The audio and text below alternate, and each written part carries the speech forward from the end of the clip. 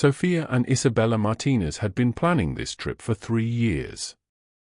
Twin sisters, both 24, with matching degrees in astrophysics and an obsession that bordered on religious devotion to celestial events.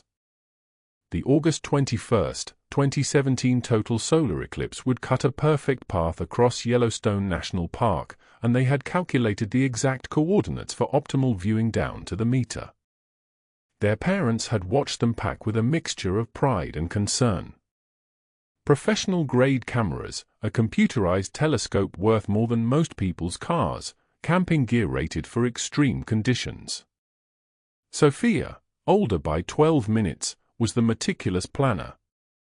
Isabella was the dreamer, the one who spoke about eclipses like they were conversations with the universe itself, just like their abuela used to talk about the stars. "We'll call you the moment totality ends," Sofia had promised their mother, holding up her satellite phone. 2 minutes and 20 seconds of darkness, then we'll be back in touch. They drove their silver Honda CR-V into Yellowstone on August 19, 2 days early to secure their chosen spot and set up their equipment. Park rangers noted their arrival, 2 young women with enough astronomical gear to outfit a small observatory, camping permits for the remote Shoshone Lake area. The last confirmed sighting was at 11:47 a.m. on August 21. A fellow eclipse chaser photographed them making final adjustments to their telescope, both wearing matching NASA t-shirts, their faces bright with anticipation. In exactly 3 hours and 13 minutes, the moon would begin its dance across the sun. They were never seen again. The eclipse began precisely as predicted. At 11:33 a.m., the moon took its first bite from the sun's edge. Across Yellowstone, thousands of visitors donned their eclipse glasses and turned their faces skyward. The temperature dropped. Birds fell silent. The world held its breath. At the Martinez sisters' campsite near Shoshone Lake, their telescope stood sentinel, its computerized mount tracking the sun's path with mechanical precision. Their cameras were positioned at calculated angles, programmed to capture the corona's ethereal glow during totality. 11:33 a.m. became 12 p.m. The partial eclipse progressed, the moon steadily consuming more of the sun. Other eclipse watchers in the area later reported an almost supernatural quiet, broken only by the occasional gasp of wonder as the sky darkened in the middle of the day. At 1:16 p.m., totality arrived. For 2 minutes and 20 seconds, day became night. The sun's corona blazed around the moon's silhouette like silver fire. Venus appeared in the darkened sky. The horizon glowed with a 360-degree sunset. And somewhere in those 140 seconds of cosmic darkness, Sofia and Isabella Martinez vanished from the face of the earth. When the sun emerged from behind the moon at 1:18 p.m., their campsite remained exactly as they had left it.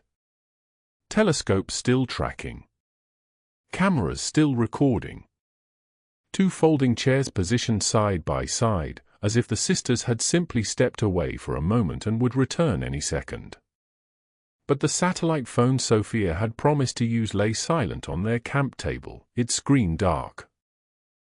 It was a fellow astronomer who first realized something was wrong. Dr. James Morrison, a professor from Montana State University, had been camping a quarter-mile away with his own eclipse setup. He knew the Martinez sisters by reputation. Their undergraduate thesis on solar corona dynamics had been published in a peer-reviewed journal, unusual for students their age. When he hadn't heard their excited voices discussing the eclipse by 2 p.m., he decided to check on them. The walk through the pine forest felt different now, charged with the strange energy that always followed an eclipse. The light seemed wrong, too sharp after the ethereal glow of totality. He found their campsite in perfect order. Too perfect. The telescope was still humming softly, its motors maintaining its solar tracking. The cameras were still running, their memory cards full of images. A thermos of coffee sat on their camp table, still warm. "Sophia?" "Isabella," he called out, his voice echoing across the lake. Only silence answered. Dr. Morrison was an experienced outdoorsman. He knew the signs of a campsite abandoned in haste: scattered gear, overturned chairs, signs of panic. This wasn't that. This was something else entirely. It looked like the sisters had been carefully extracted from their own lives, leaving everything else untouched. He found their satellite phone and tried calling their emergency contact. No answer. He tried the park service. The call went through immediately. "Yellowstone Emergency Services. This is Dr. James Morrison. I'm at Shoshone Lake, and I think we have missing persons. 2 young women. They were here for the eclipse, and now they're just gone." Park Ranger Sarah Whitehorse had been with Yellowstone for 15 years. She'd seen every kind of missing person case the wilderness could produce: lost hikers, injured climbers, people who simply walked into the forest and never walked out. But the Martinez sisters' case felt different from the moment she arrived at their campsite. The scene was pristine. Unnaturally so. Their tent was zipped shut, sleeping bags neatly arranged inside. Their food was properly stored in bare canisters. Even their trash was bagged and secured. These weren't careless tourists who'd wandered off unprepared. "When did you last see them?" Whitehorse asked Dr. Morrison. "This morning, around 11:45. They were making final adjustments to their telescope." Both seemed excited, focused. Sophia was checking her camera settings for the 100th time. Whitehorse examined the telescope, still faithfully tracking the sun's path across the afternoon sky. The cameras had captured the entire eclipse sequence: the approach, totality, and emergence. But in none of the images could she see the sisters themselves. She radioed for backup and began the standard protocol. Search teams were dispatched to cover a 5-mile radius. Helicopters were called in for aerial reconnaissance. The lake was searched by boat and divers. Every trail, every gully, every possible route the sisters might have taken was systematically covered. The search continued for 6 days. They found nothing. No footprints leading away from the campsite. No disturbed vegetation. No signs of struggle or accident. It was as if Sophia and Isabella Martinez had simply dissolved into the mountain air during those 2 minutes and 20 seconds when the moon covered the sun. On August 27th, the official search was suspended. The case was transferred to the FBI's Missing Persons Unit, where it would join thousands of other unsolved disappearances in America's national parks. FBI Special Agent Rebecca Torres had worked missing persons cases for 8 years, but the Martinez sisters' disappearance defied every pattern she knew. The case file grew thick with interviews, forensic reports, and dead-end leads, but the central mystery remained untouched. The sisters' background revealed no red flags. Sophia and Isabella were honor students, close to their family, with no history of mental illness or risky behavior. Their financial records showed no unusual transactions. Their social media accounts revealed nothing but excitement about the eclipse trip. Torres interviewed their parents, Miguel Martinez and Carmen Martinez, both teachers in the Phoenix School District. The family was tight-knit, the parents said. The twins called home twice a week without fail. They had never disappeared before, never even been late without calling. They were responsible girls, Carmen Martinez said, her voice hollow with grief. Sophia especially. She planned everything down to the minute. If they were going to leave that campsite, there would have been a reason. A good reason. The investigation expanded. Torres looked into every person who had been in Yellowstone during the eclipse. She examined weather records, seismic data, even wildlife reports. She consulted with experts on everything from bear attacks to alien abduction theories that inevitably surfaced in high-profile disappearances. The telescope and cameras yielded no clues. The equipment had functioned perfectly, capturing stunning images of the eclipse. But the sisters themselves appeared in none of the photos after 11:47 a.m. One detail haunted Torres: the satellite phone. Sophia had specifically promised her parents she would call immediately after totality. The phone was fully charged, had perfect signal strength, and showed no signs of damage. Yet it had never been used. The first major lead came 3 months after the disappearance. A hiker in Grand Teton National Park, 60 miles south of Yellowstone, reported finding a woman's hiking boot near a remote trail. The boot was the right size, the right brand that Isabella Martinez had been wearing. Torres drove to Grand Teton personally. The boot was weathered, partially buried under fallen leaves. It could have been there for months or years. DNA testing proved inconclusive, too much environmental degradation. The boot could have belonged to Isabella Martinez, or to any of thousands of female hikers who passed through the area each year. The discovery triggered a new search in Grand Teton, but it yielded nothing. The boot remained an isolated artifact, tantalizing but ultimately meaningless. 6 months later, a psychic from Nevada contacted the FBI, claiming to have visions of the sisters trapped in an underground cave system. She provided detailed descriptions of rock formations and water sounds. Torres, despite her skepticism, followed up. The psychic led them to a series of caves near Mammoth Hot Springs. They searched for 2 days and found nothing but empty limestone chambers. The case attracted national attention. Vanished During Eclipse became a staple of true crime podcasts and conspiracy theory websites. Some claimed the sisters had been abducted by aliens during the cosmic event. Others suggested they had discovered something during the eclipse that powerful forces wanted to keep secret.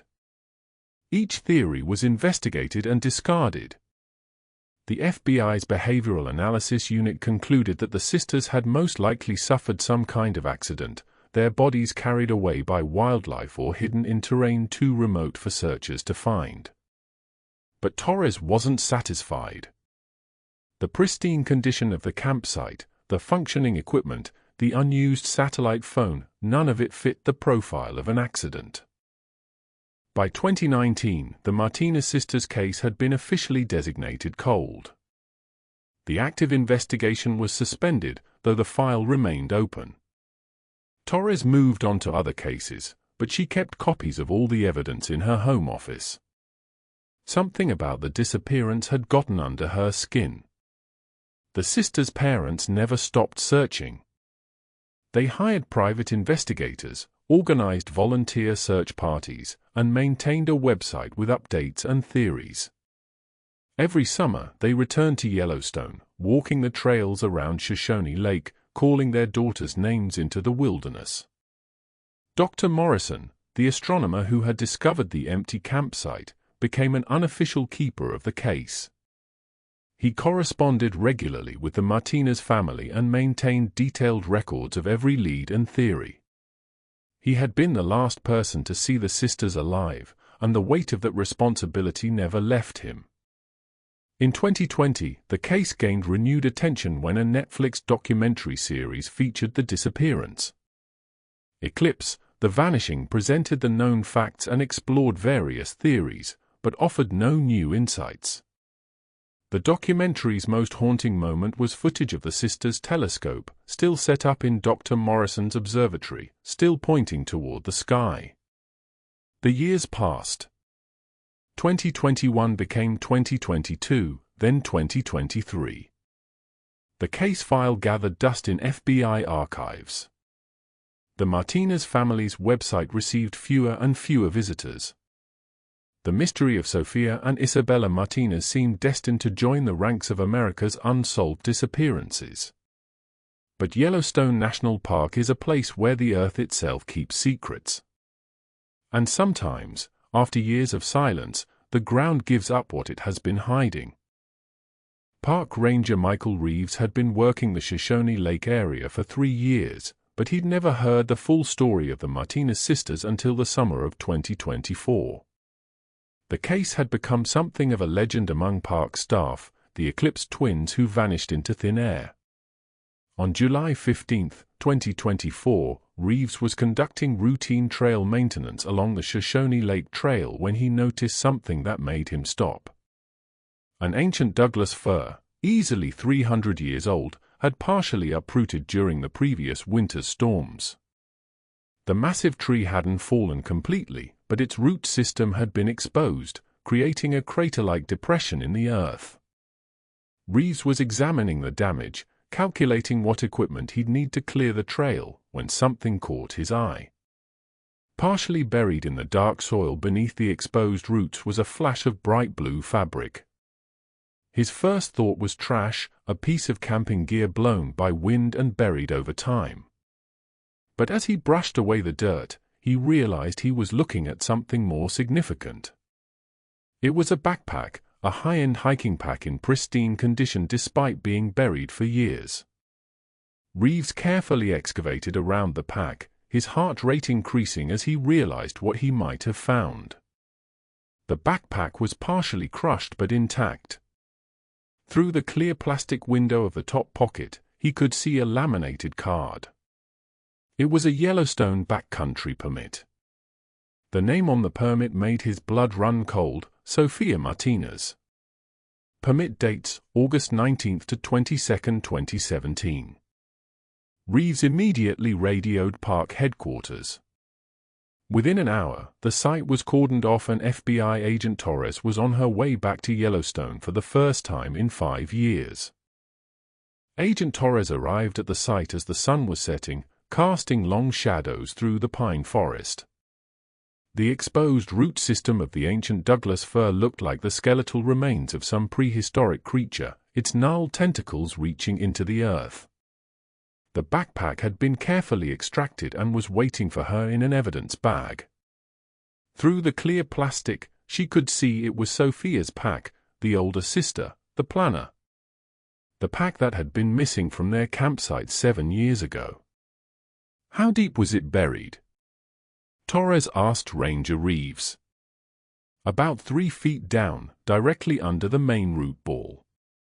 The tree's been here for centuries, but the root system was disturbed by the storm. That's the only reason we found it. Torres examined the site carefully. The tree stood about half a mile from where the sisters' campsite had been, connected by a faint game trail that searchers had covered multiple times in 2017. But they had been looking for people, not for something buried beneath the roots of an ancient tree.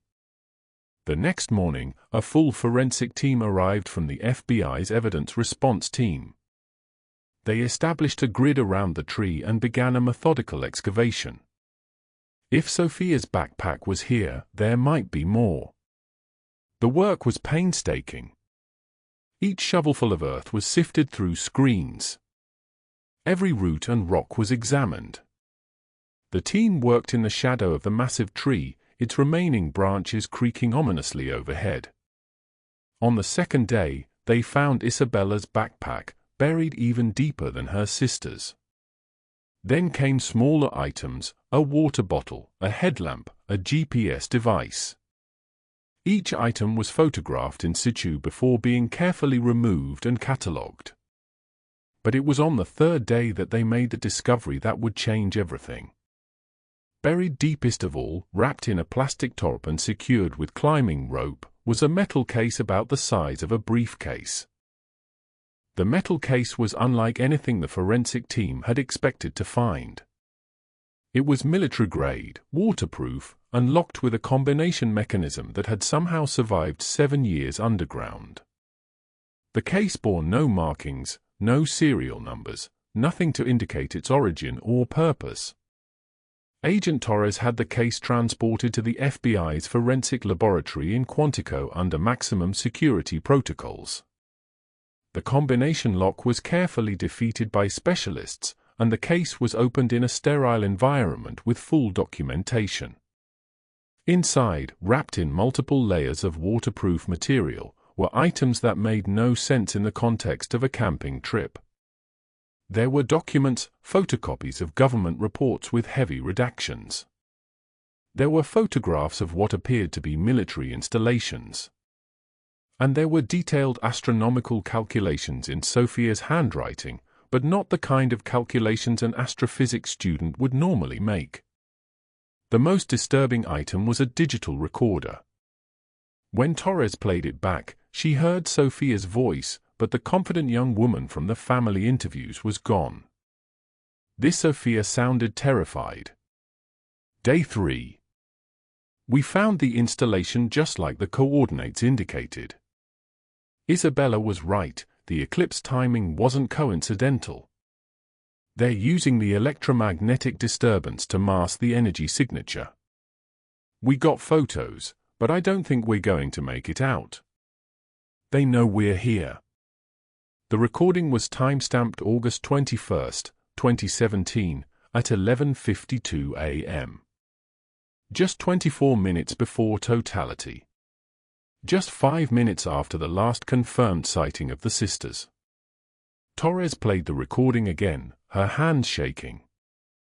Sophia's voice continued, "If someone finds this, contact Dr. James Morrison at Montana State. Tell him the Yellowstone array is real. Tell him we found it." The recording ended there. Dr. James Morrison received Agent Torres's call at his office in Bozeman. When she mentioned the Yellowstone array, there was a long silence on the other end of the line. "Dr. Morrison? Are you there?" "I'm here," he said quietly. I was hoping I'd never hear that name again. Torres drove to Montana State University that afternoon. Morrison's office was cluttered with astronomical equipment and star charts, but when Torres mentioned the Martinez sisters, he cleared everything from his desk and sat down heavily. The Yellowstone array was a theory Sophia and Isabella developed during their undergraduate research, Morrison explained. They believed that certain geological formations in Yellowstone could be used to amplify and focus electromagnetic signals. It was brilliant work, but also completely theoretical. Theoretical how? Morrison pulled out a thick folder from his filing cabinet. They theorized that during specific astronomical events, like a total solar eclipse, the natural electromagnetic disturbances could be used to mask or enhance artificial signals. Military applications, essentially. Communication systems that would be undetectable during normal conditions. Torres examined the papers. The calculations were incredibly complex, far beyond what she would have expected from undergraduate students. Did they ever try to prove this theory? That's what worried me, Morrison said. In their final semester, they became obsessed with finding physical evidence. They started talking about hidden installations, about government projects using Yellowstone's unique geology. I thought it was just academic enthusiasm, but what? Sophia came to me 2 weeks before their eclipse trip. She said they had found coordinates, that they were going to prove the array existed. I told her to focus on her eclipse observations, to leave the conspiracy theories alone. Morrison's voice cracked. I should have listened more carefully. Armed with the coordinates from Sophia's calculations, Torres assembled a joint task force including FBI agents, Park Service personnel, and military specialists. The location was in a restricted area of Yellowstone, officially closed to the public due to unstable thermal features. The team approached the coordinates on foot, using GPS devices to navigate through dense forest and around active geysers. The area felt different from the rest of the park, quieter, with an almost electric tension in the air. They found it hidden in a grove of dead trees, killed by underground thermal activity. At first glance, it looked like a natural rock formation. But closer inspection revealed carefully camouflaged concrete structures built into the hillside. The installation was small but sophisticated. Antenna arrays disguised as dead tree branches. Underground chambers accessible through hidden entrances. And at the center, a control room filled with equipment that was clearly not part of any official Park Service operation. The facility appeared to have been abandoned recently. Computer terminals were still warm. Coffee cups sat half empty on desks. But there were no personnel present and no obvious signs of what the installation's purpose had been. In the main control room, Torres found a logbook. The entries were coded, but the dates were clear.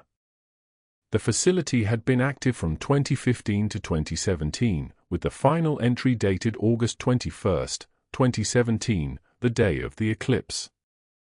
The last entry was in different handwriting than the others. Subjects contained.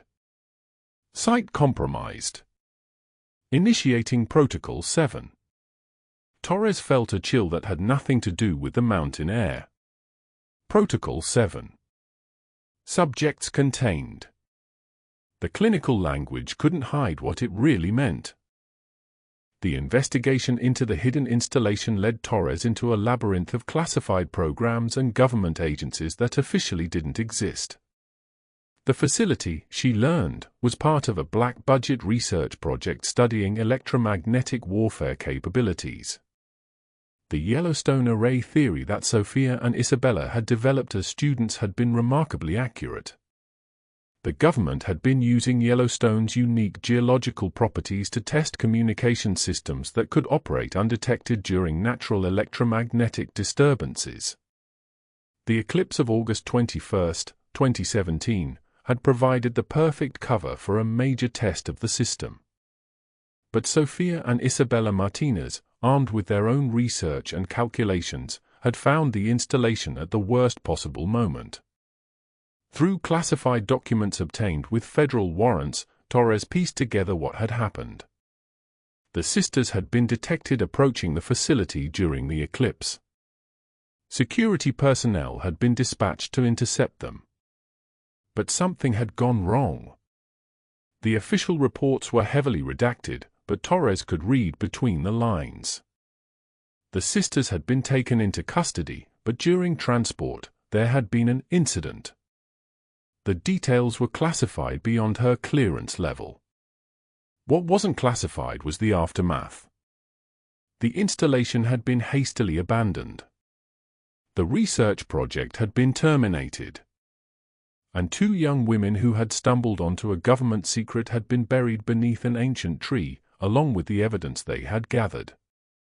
The metal case had been their insurance policy, hidden separately from their bodies in case someone eventually found the truth. The revelation of the government cover-up sent shockwaves through the FBI and beyond. Agent Torres found herself at the center of a political firestorm as various agencies tried to contain the damage.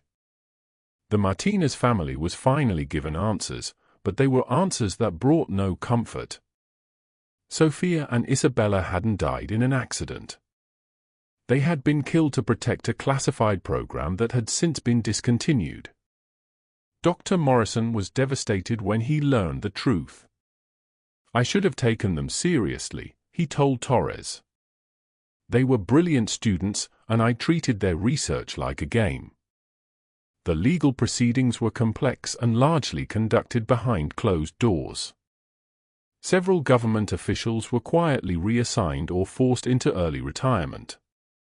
Financial settlements were reached with the Martinez family, though no amount of money could compensate for their loss. The hidden installation was officially dismantled, though Torres suspected similar facilities existed elsewhere. The Yellowstone array research was officially terminated, its findings buried in classified archives. But some secrets refused to stay buried. Dr. Morrison published a paper on the Martinez sisters' theoretical work, carefully omitting the classified details but honoring their scientific contributions. The paper was titled Electromagnetic Phenomena During Solar Eclipses, a memorial to Sophia and Isabella Martinez. The sisters' telescope, which Morrison had maintained in his observatory for 7 years, was finally returned to their parents. But before shipping it to Arizona, Morrison used it one last time to observe a lunar eclipse, thinking of 2 brilliant young women who had loved the sky more than their own safety. 7 years after Sophia and Isabella Martinez vanished during the total solar eclipse, their bodies were finally laid to rest in a cemetery overlooking the Phoenix Valley. The funeral was attended by hundreds of people, family, friends, fellow astronomers, and FBI agents who had worked the case. Agent Torres gave a eulogy that carefully balanced the truth with national security requirements. She spoke of 2 young women whose love of science had led them to make the ultimate sacrifice for truth. She didn't mention the classified details, but everyone present understood that Sophia and Isabella had died because they had discovered something they weren't supposed to know. The case officially closed with the conviction of 3 former government contractors on charges of involuntary manslaughter and conspiracy to cover up a crime. The sentences were light, a few years in minimum security facilities, but it was more justice than most families of government cover-up victims ever received. Miguel and Carmen Martinez established a scholarship fund in their daughters' names, supporting young Latina women pursuing careers in astrophysics. The first recipients were announced on August 21, 2024, exactly 7 years after the eclipse that had taken Sophia and Isabella's lives. The Yellowstone installation site was turned into a memorial grove, though the official Park Service plaques made no mention of what had really happened there. Visitors hiking the remote trail would find only a peaceful clearing surrounded by ancient trees, with no hint of the dark secrets that had once been hidden beneath the earth.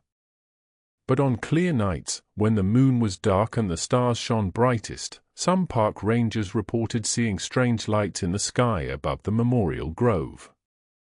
Scientists dismissed these sightings as natural phenomena, atmospheric disturbances, reflected starlight, the play of imagination in the wilderness darkness. Agent Torres, now retired from the FBI, preferred a different explanation. She believed that Sophia and Isabella Martinez, 2 young women who had loved the cosmos more than life itself, had finally found their way home to the stars. The truth about their disappearance during the eclipse had taken 7 years to emerge from the darkness. But like the sun emerging from behind the moon, some truths are too bright to remain hidden forever. Their story became a reminder that even in an age of government surveillance and classified programs, the pursuit of knowledge remains humanity's most dangerous and most noble calling. Sophia and Isabella Martinez had paid the ultimate price for their curiosity, but their sacrifice had exposed a truth that powerful forces had tried to keep buried. In the end, the eclipse that had taken their lives had also illuminated the darkness of government secrecy. And in observatories around the world, young astronomers continued to point their telescopes toward the sky, carrying on the work that Sophia and Isabella Martinez had died trying to complete. What do you think really happened to Sophia and Isabella Martinez during those crucial 2 minutes and 20 seconds of totality? Was this a government cover-up, or is there more to the story that we still don't know? Drop your theories in the comments below. I read every single one and love hearing your thoughts on these mysterious disappearances. Do you believe the official explanation, or do you think there are still secrets buried in Yellowstone? If you found this story as haunting as I did, smash that like button and don't forget to hit the notification bell so you'll be the first to know when I post new mysterious disappearance stories. I've got some incredible cases lined up that will keep you awake at night. And if you're new here, welcome to the Nest Stories family. Subscribe for more true crime mysteries, unexplained disappearances, and stories that will make you question everything you thought you knew about the world around us. Thanks for watching, and I'll see you in the next story.